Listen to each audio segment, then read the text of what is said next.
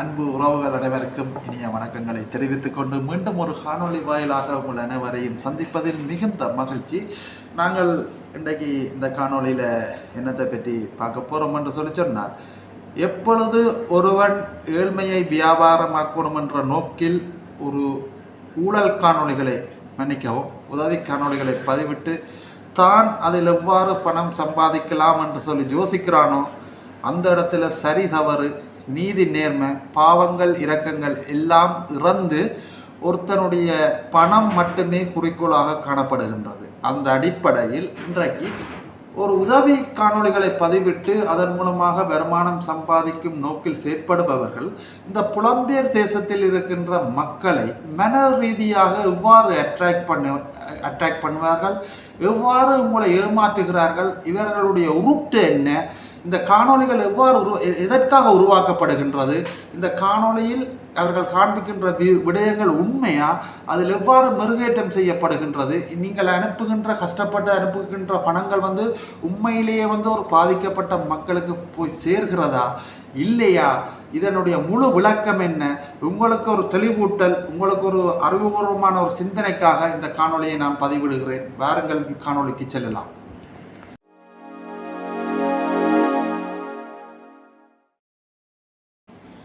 அன்புக்குரிய மக்களே, முதல்ல இந்த உதவி காணொளிகள் எவ்வாறு உருவானது, எப்போது உருவானதுன்றதை நான் அதுக்குரிய விளக்கத்தை நான் உங்களுக்கு சொல்லி போட்டு சென்றால்தான் உங்களுக்கு நான் சொல்ல வருகின்ற விடயங்கள் அத்தனையும் தெளிவாக விளங்கும்.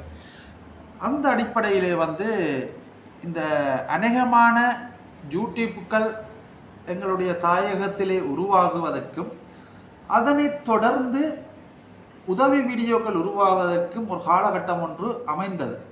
அந்த காலகட்டம் தான் இந்த கொரோனா காலகட்டம். இந்த கொரோனா காலகட்டத்திலே உண்மையிலே ஏழை பணக்காரன் என்று சொல்லி காசு உள்ளவர்களுக்கும் ஒரு தேவை ஒன்று ஏற்பட்டது. அந்த அடிப்படையிலே இந்த உயிர்கொல்லி நோய் காலத்திலே தாமாக முன் அப்பொழுது அநேகமான பதிவுகள் முகப்புத்தகம் வாயிலாகலாம் பதிவுகள் வெளியில் வந்தது. என்ன நடக்கின்றது நாட்டில், யார் யாருக்கு என்னென்ன தேவைகள் இருக்கிறது. அந்த காலப்பகுதியிலே புலம்பெயர் தேசத்தில் இருக்கிற மக்களும் வீடுகளுக்கு முடங்கி இருக்கிற ஒரு காலகட்டம் வந்தபடியால் அவர்களுக்கும் ஒரு பொழுதுபோக்காக இந்த சமூக ஊடகங்கள் அவர்களை பொழுதை கழிப்பதற்கு ஒரு ஊடகமாக செயற்பட்ட காலத்திலே அவர்களும் அதிகளவிலான காணொளிகளை பார்வையிட வெளிக்கிட்டார்கள். அந்த அடிப்படையில் காலத்தின் கட்டாயத்திலே ஒரு மனிதருக்கு சரீர உதவிகளும் சரி, பண ரீதியான உதவிகளும் சரி, ஒரு உணவுப் பொருட்களும் சரி தேவைப்பட்ட காலகட்டத்திலே ஒரு சில இளைஞர்களால் அது சிறியவர்கள் முதல் பெரியவர்கள் வரை தங்களுடைய ஊர்களிலே இருக்கிற மக்களுக்கு என்னென்ன தேவை என்றதை ஒரு சிறிய காணொலியூடாக புலம்பெயர் தேசத்தில் இருக்கிற மக்களுக்கு தெரியப்படுத்தும் போது அவர்கள் அனுப்பிய பணத்தை ஈவன் அங்கு வசதியாக உள்ளவர்கள் கூட ஒரு அயலில் உள்ள ஒரு வீதிகள் கடைதர்களுக்கு சென்று ஒரு பொருட்கள் வேண்ட முடியாத நிலை காணப்பட்ட போது அவர்களுக்கான உதவிகள் செய்கிறது சிறிய சிறிய காணொலிகளாக பதிவிடப்பட்டது.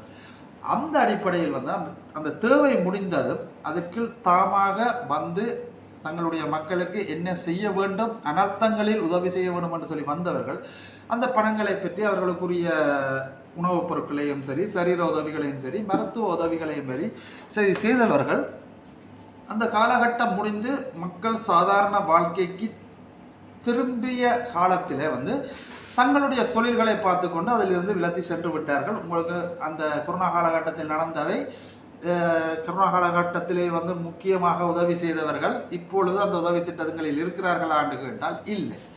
ஸோ அந்த அடிப்படையிலே தான் இந்த எங்களுடைய இலங்கையிலேயும் தமிழர் பிரதேசங்களில் யூடியூப் என்ற வளர்ச்சி என்றது யூடியூப் சேனல்கள் அதிக அளவில் உருவானது. அந்த காலகட்டத்திலே இன்று வரைக்கும் அதை நேர்த்தியான முறையில் கொண்டு போய் கொண்டிருக்கிற நிறைய ஊடகங்கள் இருக்கின்றன. அவர்களுக்கு நாங்கள் வாழ்த்து சொல்ல வேண்டிய கடமையும் எங்களுக்கு இருக்கிறது. அந்த அடிப்படையில் எப்படியாவது நாங்கள் முன்னுக்கு வர வேண்டும், எப்படியாவது எங்களோட சேனலை வளர்க்க வேண்டும் என்றதற்காக இந்த கொரோனா காலகட்டத்தில் செய்த உதவி வீடியோக்களை பார்த்து அதிலிருந்து கொஞ்சம் மெருகேற்றி சில காணொளி பதிவுகளை பதிவிட்டு இந்த ஏழை மக்களை தேடி சென்று அவர்களை காணொளி எடுத்து அதை வந்து ஒரு வியாபாரமாக்குற நிகழ்வுகள் தான் இந்த ஹெல்பிங் யூடியூபர்ஸ் வந்து செய்து கொண்டிருக்கிறார். ஸோ இந்த அடிப்படையில் வந்து புலம்பெயர் தேசத்தில் இருக்கிற மக்கள் நீங்கள் ஒரு சிந்தனையை யோசிக்க வேண்டும். வந்து இன்றைக்கு நாங்கள் ஒரு நிறுவனத்தில் வேலை செய்கின்றோம் என்று சொன்னால் நாங்கள் அந்த நிறுவனத்துக்கு வேலை செய்து கொடுக்கறதுக்கு எங்களுக்கு சன்மானம் கிடைக்கிறது, எங்களுக்கு ஒரு ஊதியம் கிடைக்கிறது. அந்த ஊதியத்தை தரும் முதலாளிக்கு நாங்கள் வந்து நன்றி கடன் உள்ளவராகவும் விசுவாசமாகவும் மரியாதை கொடுத்தும் நாங்கள் இருக்க வேண்டியது எங்களுடைய கடமை. ஏனென்று சொன்னால் எங்களுக்குரிய ஒரு மாதாந்த வருமானம் அவர்களால் பெறுகிறது. அந்த அடிப்படையிலே வந்து இந்த ஹெல்பிங் யூடியூபர்ஸ் என்று சொல்கிற ஊழல் யூடியூபர்ஸ் வந்து அவர்களுக்குரிய வருமானம் இங்கிருந்து வருகிறது. உதாரணத்துக்கு சொல்லணும் என்று சொன்னால் ஒரு யூடியூப் என்ற ஒரு நிறுவனம், ஒரு கூகுள் நிறுவனம் வந்து அவர்களுக்கு வருமானத்தை கொடுக்கிறது, இல்லை என்று நான் சொல்லவில்லை. ஆனால் அந்த வருமானம் பெறுவதற்கு மூல காரணம் எது?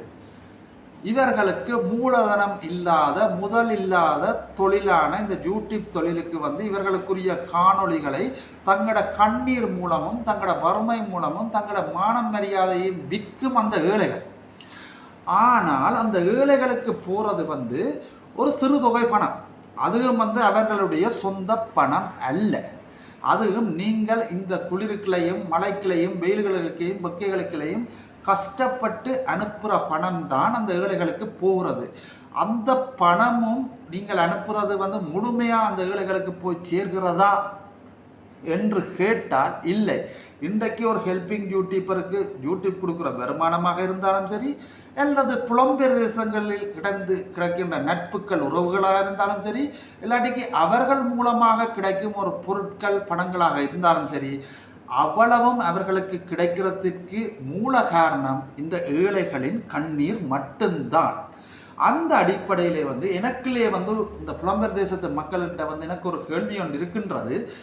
இன்றைக்கு நீங்கள் வந்து ஒரு தரகராக செயற்படும் ஒரு ஊடகத்தை, அதாவது ஒரு கமிஷனுக்காக ஒரு ஏஜென்ட் வேலை பார்க்கும் ஒரு ஊடகத்தை சில பேர் தலையில் வைத்து கொண்டாடி, நீங்கள் வந்து விடுமுறைக்காக இலங்கைக்கு செல்லும் போதும் சரி, உங்களுடைய ஊர்களுக்கு செல்லும் போதும் சரி, அவர்களுக்கு சில அன்பளிப்புகள் செய்கிறீர்கள், அவர்களை கடவுள் போல் வைத்து போற்றுகிறீர்கள், அவர்களை தலையில் வைத்து நீங்கள் வந்து கொண்டாடுகிறீர்கள்.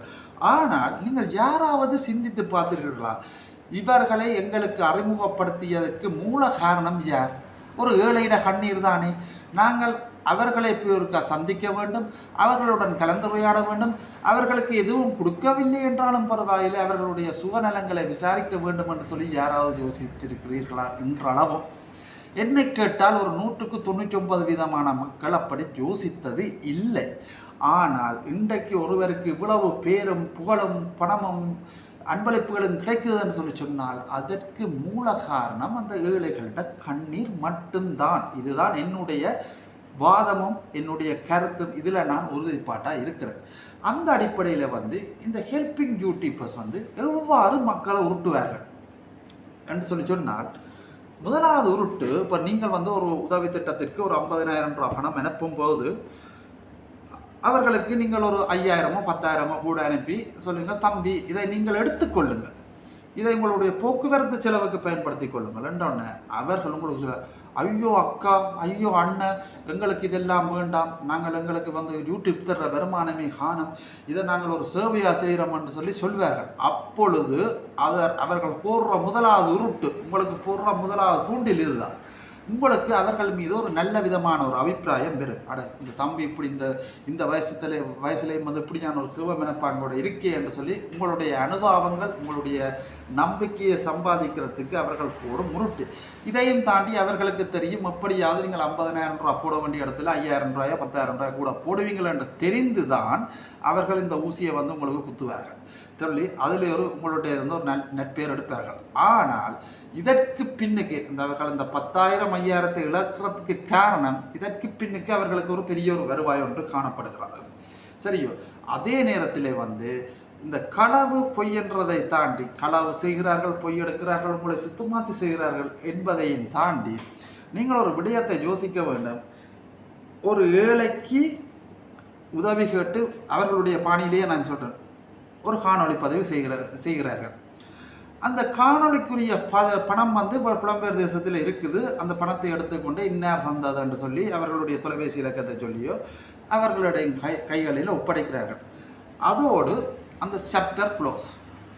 அதற்கு பிறகு ஓகே, அந்த காணொளிகளை வந்து பார்க்குறதுக்கு அந்த கணிசமான இந்த காலகட்டத்தில் வந்து ஒரு 3 மாத காலப்பகுதி செல்லும் என்று வைப்போமே.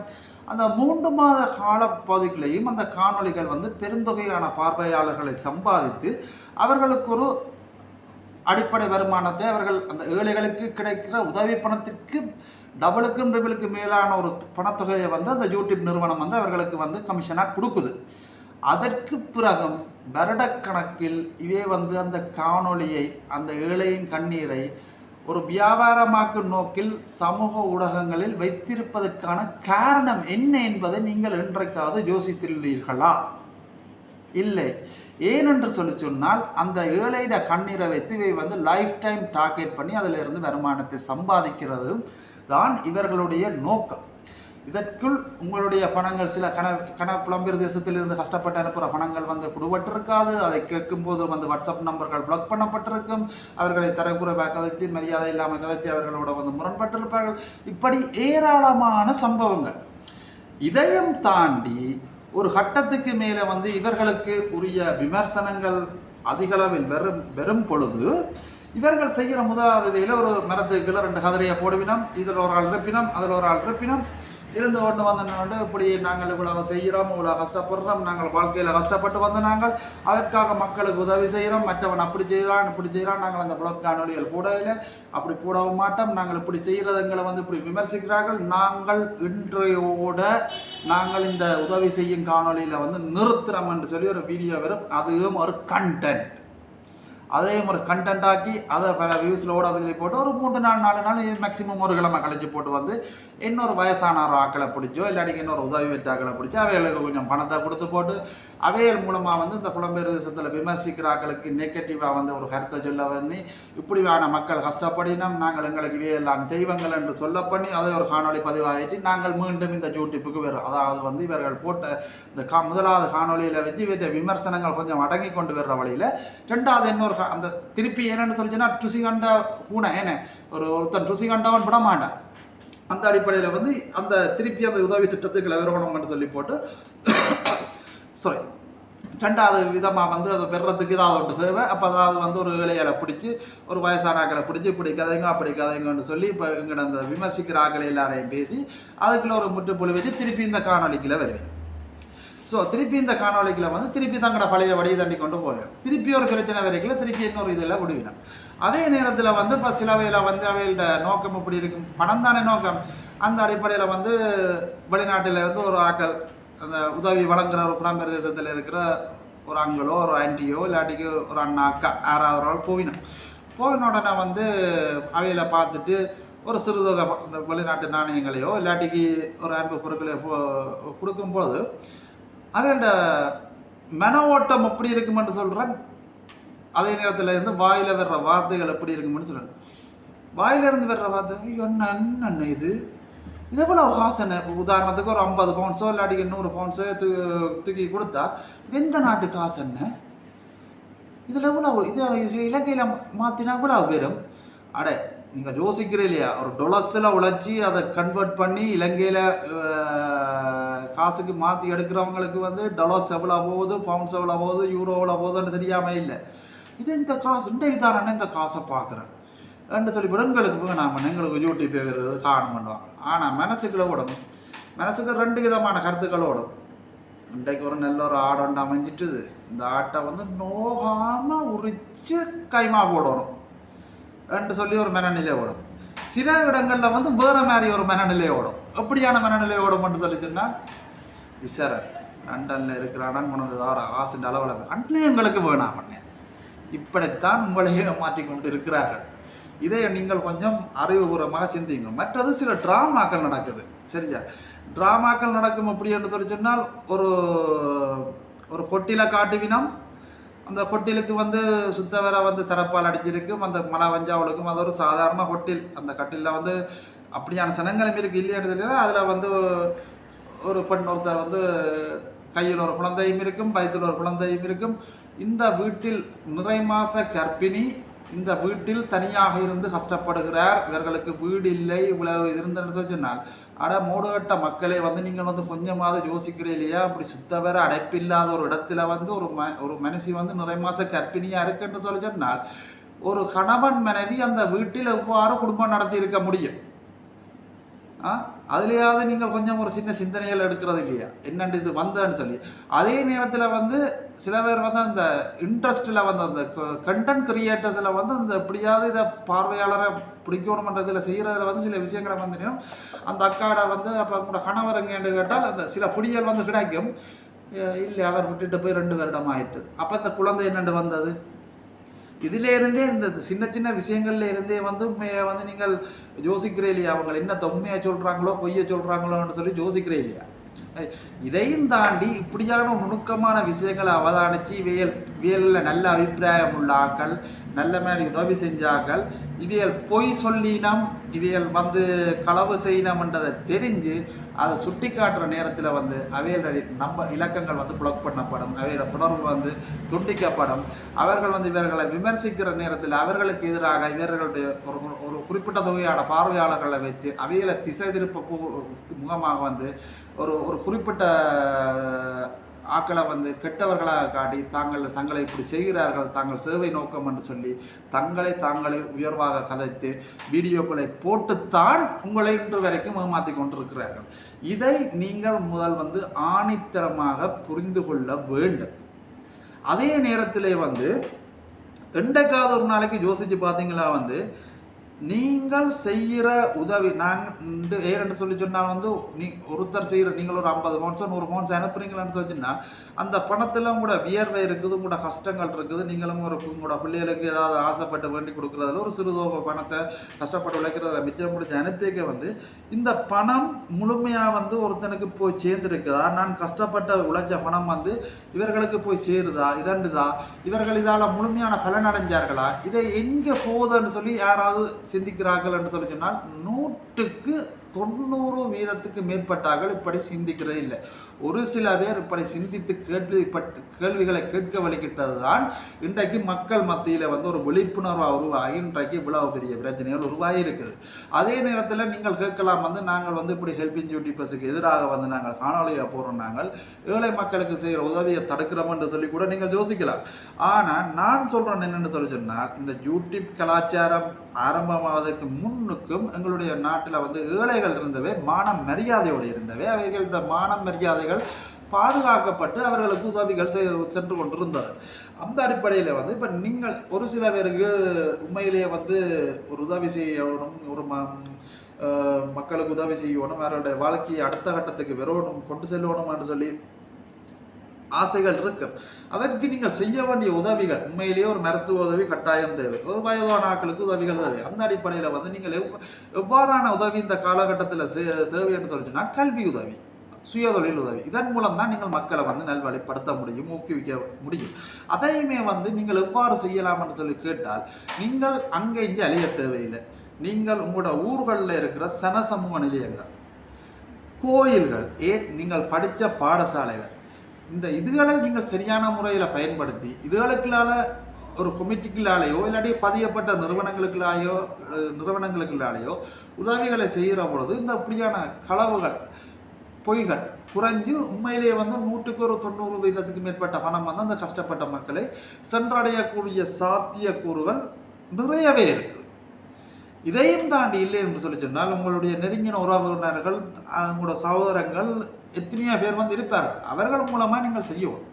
ஏனென்று சொல்லி சொன்னால் நீங்கள் உங்களுடைய சொந்த பந்தங்களையே நம்பையில் ஒரு சொந்த பந்தத்தையே நம்பாமல் நீங்கள் வந்து இன்னொரு யாரென்று தெரியாத ஒருவர் வந்து ஒரு கேமராவோட வந்து அவருடைய கதைகளை நீங்கள் பார்த்து அவருடைய கதைகளை நீங்கள் நம்புறீங்கள் என்று சொல்லி சொன்னால் அது உங்களுடைய முட்டாள்தனம்.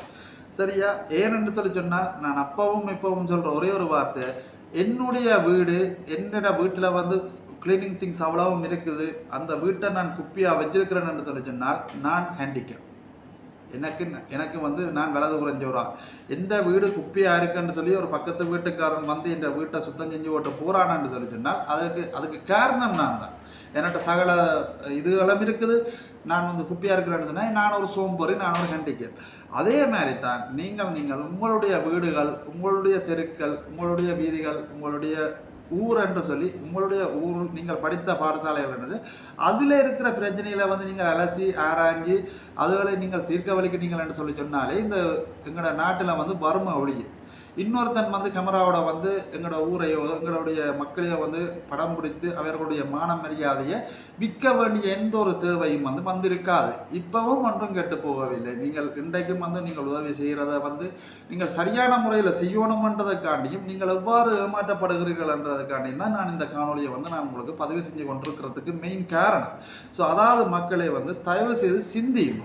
நீங்கள் ஒருவருக்கு வந்து ஒரு எந்த ஒரு பணமோ இல்லாட்டிக்கு ஒரு நகையோ ஏதாவது ஒரு பொருளோ வந்து ஒருவர் கை மாறி இன்னொருவருக்கு போவது என்பது அதில் ஏதாவது ஒரு களவு நடக்கும். அதே நேரத்தில் வந்து இதை வந்து டிஜிட்டல் வெர்ஷனில் பிச்சை எடுக்கிறேன்னு சொல்லலாம். ஒருவரை காட்டி ஐயா அண்ணா அக்கா எனக்கு பசிக்குது, எனக்கு சாப்பாடு இல்லை, எனக்கு உதவி செய்யுங்கன்றது வந்து வேறு. அதை விட இவருக்கு பக்கத்து வீட்டுக்காரனுக்கு இந்த பிரச்சனை, அந்த பள்ளிக்கூடத்துக்கு இந்த பிரச்சனை, இவைகளுக்கு இந்த பிரச்சனை என்று சொல்லி அதை வந்து நாங்கள் வந்து இன்னொருவரை சாட்டி இன்னொருவரிடம் காசு கேட்குறோம்னு சொல்லி சொன்னால் அந்த இடத்துல வந்து அவைகளுக்கு ஏதோ ஒரு விதத்தில் வந்து கமிஷன் போகுது என்று தான் அர்த்தம். அவைகளுக்கும் ஏதோ ஒரு விதத்தில் அதில் வருமானம் பெறுது என்று தான் அர்த்தம். இது இவ்வளவும் வந்து நான் இன்றைக்கு கதைக்கிறது வந்து ஒரு தனிப்பட்ட ரீதியில் வந்து காணொளி பதிவுகளை ஏற்படுத்தி காணொளி பதிவுகளை போட்டு அதன் மூலமாக பணம் சம்பாதிக்கின்ற ஒரு சில யூடியூபர்ஸை பற்றி மட்டும்தான் நான் இதில் வந்து நான் கதைச்சிருக்கு. இதையும் தாண்டி இந்த இப்போ புது கலாச்சாரம் ஒன்று இருக்குது. டிக்டாக்ல லைவ் விளையாடுறது, டிக்டாக் லைவ், அதே மாதிரி நிறைய பிரச்சனைகள் இருக்குது. அதில் வந்து மறைமுகமாக காணொலி பதிவு இல்லாமல் தங்களை அடையாளப்படுத்தாமல் கொள்ளை அடிக்கிற கூட்டமும் இருக்குது. அதே நேரத்தில் வந்து சில காணொலி பதிவுகளை வச்சு வெளிநாடுகளில் வந்து அந்த காணொலிகளை காட்டி வெற்றி நாட்டவர்களிடமும் $5 $10 சொல்லி காசு சேர்த்து அதில் கமிஷன் அடிக்கிற நிறைய பிரச்சனையிலையும் இருக்குது. அதை இனி எதிரில் வரும் காணொலியில் வந்து ஒவ்வொரு விடயமாக பார்ப்போம். அதே நேரத்தில் வந்து மக்களே இறுதியாக சொல்லி கொண்டு போகிறேன், முடிஞ்ச அளவுக்கு யோசிச்சு புத்திசாலித்தனமாகவும் அறிவுபூர்வமாகவும் செயற்படுங்க என்று சொல்லி கேட்டு உங்களிடமிருந்து விடைபெற்றுக் கொள்கிறேன். நன்றி, வணக்கம்.